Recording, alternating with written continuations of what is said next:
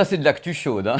Bonjour, bienvenue sur ma chaîne YouTube PP World. Nous sommes le 8 décembre aux environs de 16 heures. Il y a cela 2 heures, Apple a officialisé un produit qu'on avait vu arriver, mais alors à des kilomètres de chez kilomètres, un casque anti-bruit. Il avait été annoncé, murmuré, on s'était dit septembre, peut-être plus tard, et là, bing 8 décembre, le casque a été annoncé par Apple, Cupertino en live et tout, c'était délirant. Mais il y a plusieurs surprises autour de ce casque. D'abord son nom, parce que moi j'ai entendu parler de Studio, mais pas du tout, mais c'est AirPods Max. C'est le nom de ce casque. Mise en vente le 15 décembre. Alors après, c'est la surprise du chef, parce que alors là, je vais vous faire le... je vais vous le faire. Tu l'as vu le prix? Alors regarde, tu l'as vu le prix? Ça va sortir du cadre. Voilà. Le prix de ce casque n'est pas du tout le prix de ce que vous avez là. C'est pas le prix du Sony ou des Bose, BW ou Jabra, mais pas du tout. On est à 629 €. Donc les bras sont un peu tombés du buste de tout le monde. Tout le monde s'est dit mais pourquoi 629 €? Donc moi, pour le moment, je vais vous donner les caractéristiques techniques de ce casque, c'est-à-dire ce qui est annoncé par Apple. Je vais donner 2-3 coups de téléphone comme ça pour essayer d'avoir des compléments en plus, mais j'ai ça. Je vais vous dire ce que ce casque est. Et dans tous les cas, j'espère que ça pourra justifier un petit peu son tarif. Il sera testé sur cette chaîne.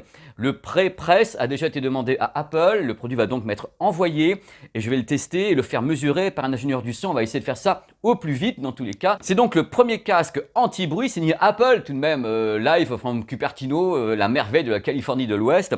Alors ce casque est un Circom auriculaire. Alors Circom auriculaire, ça veut dire qu'il il vient se positionner là, il n'appuie pas sur votre oreille. C'est un Circom auriculaire avec une réduction de bruit interne. C'est un modèle entièrement sans fil. À ma connaissance, c'est une liaison Lightning pour la recharge uniquement. Il n'y a pas d'USB type C. Je ne sais pas si par le port Lightning, on peut faire passer de l'audio. Je n'ai pas cette information. Dans tous les cas, il est Bluetooth multipoint avec l'écosystème Apple, c'est-à-dire qu'on peut l'appairer à 2 produits différents. Les codecs audio sont à mon avis les codecs audio classiques chez Apple, SBC et AAC, donc les codecs tout à fait basiques. Ça m'étonnerait qu'on puisse faire passer de l'audio par le port Lightning, mais si on peut le faire, le casque pourrait être en effet compatible ARS 24 bits, puisque on peut stocker un fichier 24 bits sur un iPhone et le balancer en Lightning vers le casque. Mais je doute que ce soit prévu dans la manœuvre, même si Apple a annoncé, tenez-vous bien, c'est un casque Hi-Fi.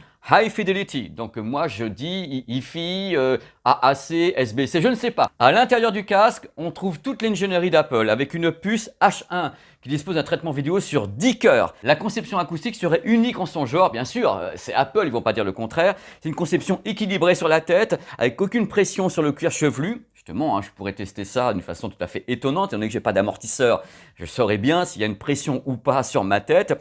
Il va s'adapter à toutes les morphologies possibles sur la planète Terre, galaxie et dans tout l'univers, grâce à un système de fixation à l'arceau qui est annoncé comme révolutionnaire. Voilà, c'est sur pivot. Il paraît que toutes les têtes seront bien comme ça, englobées par ce casque pour assurer la meilleure isolation possible et la meilleure réduction de bruit possible.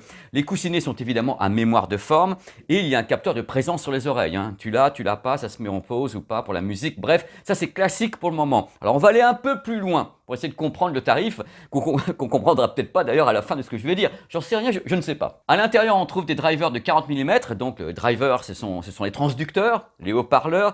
Ils sont motivés par ce qu'on appelle un moteur à aimant néodyme. Alors le néodyme, c'est classique aussi, si vous voulez, c'est le moteur, c'est la partie de démontation qui est à l'intérieur. Donc le néodyme est utilisé chez la plupart des fabricants. Ce n'est pas créé par Apple. Je dis ça, je dis rien à chaque fois. Apple annonce une distorsion harmonique totale inférieure à 1%, quel que soit le volume ou les fréquences diffusées. Ils peuvent se permettre ça puisqu'ils ont justement intégré un système que moi j'aime bien, une égalisation automatique. Ça permet de garder la même courbe de fréquence, quel que soit le volume. Parce qu'en général, vous savez, quand on met pas fort, il y a certains trucs qu'on n'entend pas. Vous voyez, on n'entend pas trop les aigus ou un truc comme ça. Donc l'égalisation automatique va justement ajuster la courbe de réponse par rapport au volume que vous avez, pas faible, fort, et par rapport aux fréquences. C'est en temps réel, si ça fonctionne bien, c'est très agréable à l'oreille, parce qu'en effet, on a l'impression d'entendre un son qui est toujours équilibré ou autre, quel que soit le volume, quel que soit ce qui se passe. Concernant la réduction de bruit, Apple a foutu la gomme, aurait foutu la gomme. 4 micros par oreillette, c'est facile à faire sur un casque, on a de la place pour mettre des micros, c'est pas un truc tout petit qu'on met dans l'oreille, donc il y aurait 3 micros à l'extérieur pour capter les sons, et un micro à l'intérieur qui se charge d'éliminer les sons résiduels, ce qui devrait ne plus être là. Voilà, c'est l'information que j'ai. Vous avez bien sûr, comme sur les AirPods Pro que j'ai dans la main, que j'aime beaucoup, vous avez un mode transparent. Le mode transparent, vous appuyez, hop, et vous pouvez entendre ce qui se passe à l'extérieur. Les micros s'activent pour vous faire entendre ce qui se passe dehors. Vous réactivez, et hop, c'est refermé. C'est super utile, c'est super pratique, et sur les casques anti-bruit, ça devient la norme d'avoir comme ça un mode transparent. Eh bien, il y aura le mode transparent. sur le modèle Max à un prix maximal et maximum. Un truc qui va faire plaisir à tout le monde. Non mais vraiment, et à moi aussi. Vous savez que pour me satisfaire, il faut y aller. Je vous ai fait une vidéo sur la chaîne vous expliquant que les AirPods Pro avaient été mis à jour avec l'écosystème Apple pour pouvoir faire justement de la spatialisation audio en 5.1, en 7.1, en Dolby Atmos avec une gyroscopie, un accéléromètre. Eh bien ce casque peut le faire également. Directement, dès qu'il sera en vente, vous pourrez donc avoir comme ça Apple TV ou bien votre iPhone et avoir comme ça un son avec une gyroscopie en Dolby Atmos. C'est prévu sur la fiche technique et ça serait bien qu'un casque puisse le faire. Parce que sûrement un casque a une puissance de feu un peu différente des AirPods, c'est beaucoup plus... Voilà, on va pouvoir envoyer la sauce et je pense que là, la spatialisation va être encore plus impressionnante. Voilà ce que je peux vous en dire techniquement par rapport à mes infos. C'est des infos brutes, moi le produit je ne le connais pas, je ne l'ai pas encore eu entre les mains. Alors est-ce que techniquement je vois quelque chose qui justifie 629 €? La vérité, non, mais ça ne veut rien dire en audio. Vous avez des casques audio qui sont des casques classiques entre guillemets, qui vont de 200 à 300, 400, 500, j'ai des casques audio à 4000 €, ça reste des casques audio. Donc je ne sais pas quelle est la qualité des transducteurs, je ne connais pas toute la qualité de l'électronique, je ne sais pas ce qu'Apple a pu faire au niveau de la conception même du casque, des matériaux, la façon dont ce casque peut s'adapter à toutes les morphologies, il y a certainement quelque chose qui a été fait sur ce casque pour justifier un tel tarif. J'imagine mal Apple balancer un casque à 629 € qui aurait exactement les mêmes qualités que Bose, que Sony, qu'un Jabra ou qu'un BW. Il doit bien y avoir des trucs en plus sur la conception, la qualité des transducteurs, donc des drivers, la façon dont ça fonctionne. Il doit y avoir des trucs là-dessus. Le truc que je vois moi de façon factuelle, c'est que je vois un produit qui a l'air d'être très bien construit sur le papier. En effet, il y a tout ce qu'il faut. Alors bien sûr, on peut tout de suite engager le débat avec oui, alors à ce prix-là, il n'y a pas d'aptX. Enfin, il n'y aurait pas de toute façon puisque Apple ne travaille pas avec Qualcomm, donc il n'y a pas d'aptX, il n'y a pas de LDAC non plus. Est-ce qu'on peut brancher le casque en Lightning pour avoir un son en qualité CD sans les codecs Bluetooth? J'en sais rien du tout. Annoncer un casque qui serait un casque hi-fi, donc il est clairement annoncé un casque high fidelity, avec uniquement du AAC et du SBC, ça me semble un peu bizarre. Mais après tout, Apple fait ce qu'il veut, ils communiquent comme ils veulent au niveau de leurs annonces. Après moi, sur le terrain, ce que j'attends, c'est de récupérer le casque, de le tester, voir vraiment quels sont les codecs audio et qu'est-ce que ça vaut sur le terrain. Si vraiment le casque a un son supérieur à tout ça, je vous le dirai. Sans aucun problème, je serai franc, je dis voilà ce qui se passe, le casque Apple dépasse ce que j'ai devant moi. De toute façon, il y aura les mesures faites par l'ingénieur du son, il y aura mes oreilles pendant quelques jours comme ça dans Paris, je vais faire tout ce qu'il faut pour essayer de vous en dire plus parce que ça m'intrigue. Ça m'intriguait déjà s'il coûtait 320 €, mais il m'intrigue encore plus à 629. Dans tous les cas, bravo Apple pour la surprise. Je suis quand même un mec habitué dans la profession à prendre des coups de Trafalgar dans la tronche et dire voilà des prix qui tombent de tous les côtés. Là, je ne l'ai pas vu arriver. Oups, je vais me rapprocher un petit peu comme ça. Vous allez voir les rides.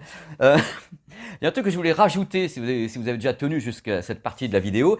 Je trouve ça vachement bien que Apple balance un casque anti-bruit. Je vais vous dire pourquoi. Ça va vous paraître un peu con, je suis un peu vulgaire, parce que depuis un petit moment, c'est vrai qu'on sent que ce qui se vend le plus, ce sont les intras, les écouteurs, tous ces petits modèles qui ont vraiment le vent en poupe dans le monde entier au niveau des jeunes et tout. Ah, les petits intras, c'est vachement bien, même si en effet Bose et Sony font des cartons au niveau des ventes.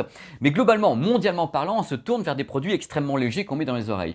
Et peut-être que le casque passe pour quelque chose qui est un petit peu plus vieux. Dans l'idée, c'est un peu plus old school, ça fait plus hi-fi. Il y a une notion de quelque chose qui date depuis très très longtemps, alors que les intras, c'est quand même plus léger. Donc le fait que Apple arrive là-dessus, moi ça me met le cœur en joie. Il y a peut-être des gens qui n'auraient pas pensé acheter un casque ou des casques et qui se disent bah tiens, Apple le fait. On parle pas du prix, on parle de philosophie là. Apple le fait, bah ça veut dire que c'est un produit qui est dans l'air du temps et qui n'est pas en désuétude et que le casque a des belles années devant lui. Le prix, moi, bref, il le lance pas de façon démocratique.